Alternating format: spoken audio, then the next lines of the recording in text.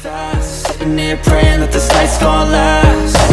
You got it all on tap, I'm loving your vibe, always have your back. We like all the same tracks, listen all night in the sheets all black. Halo semua, salam sejahtera Malaysia, tuan-tuan dan puan yang amat dihormati semua. Nah, saudara-saudara, kita dikejutkan dengan pendedahan SPRM baru-baru ini berkaitan dengan pembaikan dan penyelenggaraan kenderaan kerajaan ataupun Project Fleet yang bernilai RM4,5 bilion.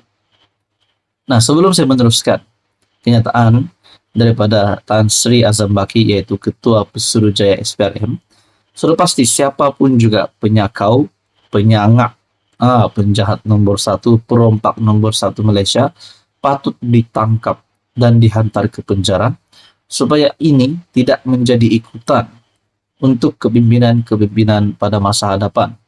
Kerana ini sangat penting untuk menjaga negara Malaysia ataupun kepimpinan kerajaan Malaysia pada masa akan datang.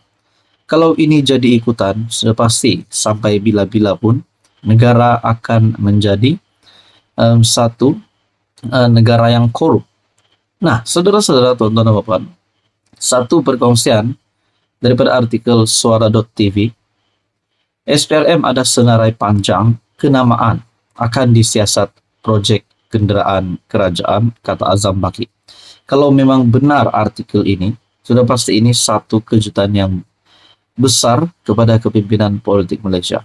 Kalau artikel ini benar, siapakah senarai panjang yang dinyatakan oleh Azam Baki ini? Siapakah penyangak ataupun perompak yang disenaraikan di dalam senarai panjang ini? Bekas Menteri Kewangan, Ahli Perniagaan Tan Sri, dan Pegawai Kanan Kerajaan adalah antara senarai panjang individu yang akan dipanggil dan disiasat SPRM berhubung dakwaan rasuah berkait pemberian tender, projek perbekalan, pembaikan dan penyelenggaraan kenderaan kerajaan Project Fleet yang bernilai RM4,5 bilion. Pesuruhjaya SPRM Tan Sri Azam Baki mengesahkan bahawa pegawainya telah menyerbu kediaman ahli perniagaan itu dan 4 syarikat pada Khamis. Azam berkata, senarai panjang individu akan dipanggil untuk menjelaskan 2 isu. Kami ingin mengetahui mengapa syarikat ini diberi tugas untuk menguruskan kenderaan kerajaan. Kedua, kami juga mahu penjelasan mengapa hasrat untuk memberikan projek sama ini kepada syarikat lain dibatalkan walaupun telah menerima letter of intent daripada Kementerian Kewangan Lapor Desta. Dilaporkan bahawa syarikat ini mendakwa telah dipilih untuk menguruskan konsesi kenderaan kerajaan melalui LOI, Letter of Intent, yang dikeluarkan pada 2018, tetapi telah ditamatkan sebelum anugerah sebenar ditetapkan untuk diumumkan. Syarikat itu telah memfailkan saman terhadap kerajaan. Menjawab soalan, Azam berkata, bekas Menteri Kewangan itu akan dipanggil kerana beliau boleh membantu menjelaskan 2 isu berkenaan.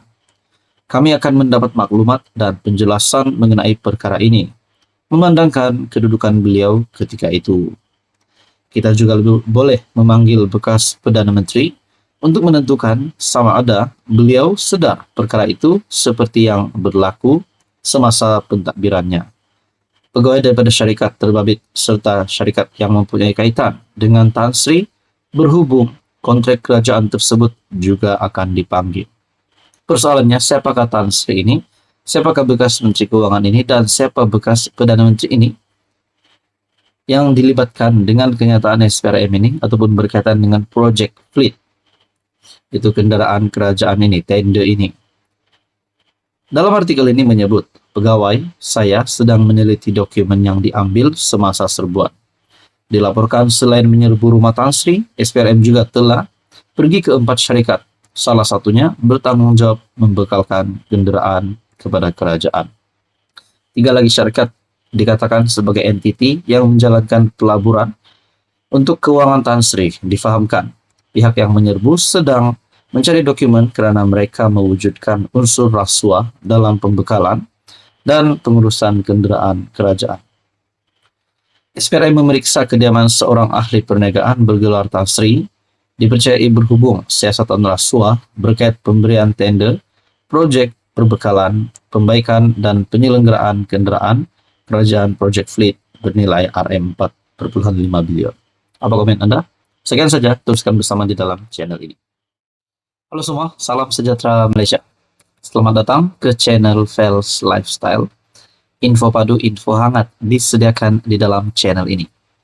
Tuan-tuan dan puan-puan yang saya amat hormati semua, sebelum ini kita dikejutkan dengan kenyataan Tun Dr. Mahathir yang menyentuh berkenaan dengan kaum India yang kononnya tidak setia.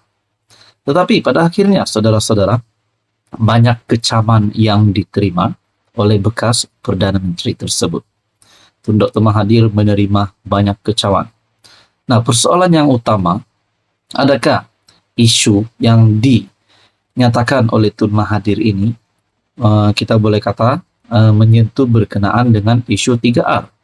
Nah, saudara-saudara, banyak juga yang bertanya, adakah Tun Dr. Mahathir boleh dikenakan tindakan oleh pihak berkuasa selepas membuat kenyataan tersebut.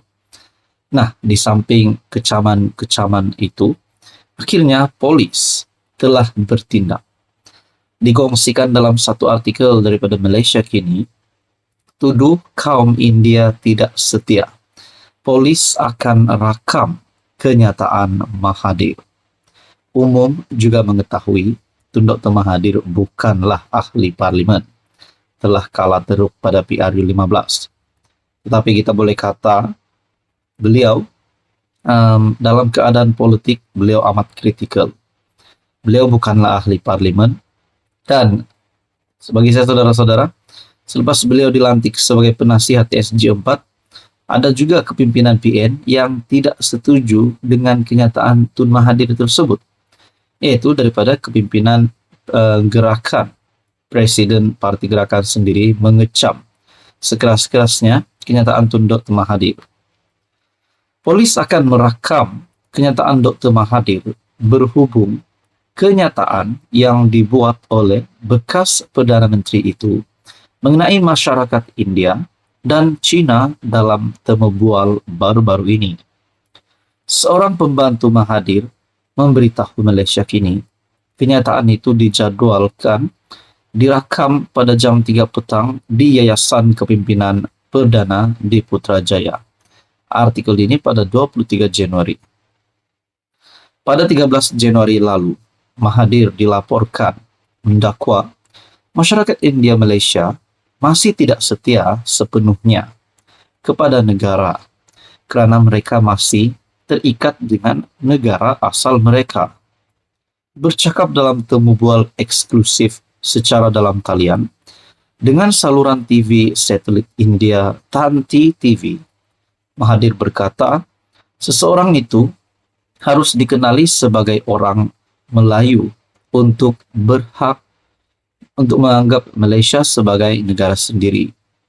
Orang India Malaysia tidak bercakap bahasa Melayu sebagai bahasa asal mereka. Mereka bercakap Tamil. Katanya ketika host bertanya jika seseorang itu tidak boleh kekal setia kepada negara, didiami sambil komited kepada asal-usul mereka.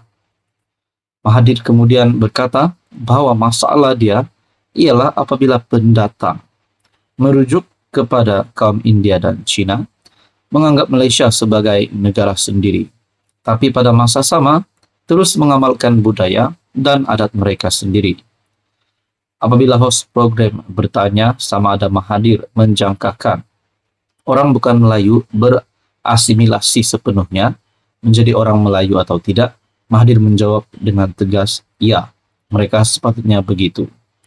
Host kemudian bertanya jika Mahathir mengharapkan semua kaum di Malaysia dikenali sebagai Melayu dan bukannya rakyat Malaysia. Sepatutnya begitu, kata ahli politik yang pernah menjadi Perdana Menteri sebanyak 2 kali itu. Susulan kenyataan itu, beberapa pihak membuat laporan polis ke atasnya.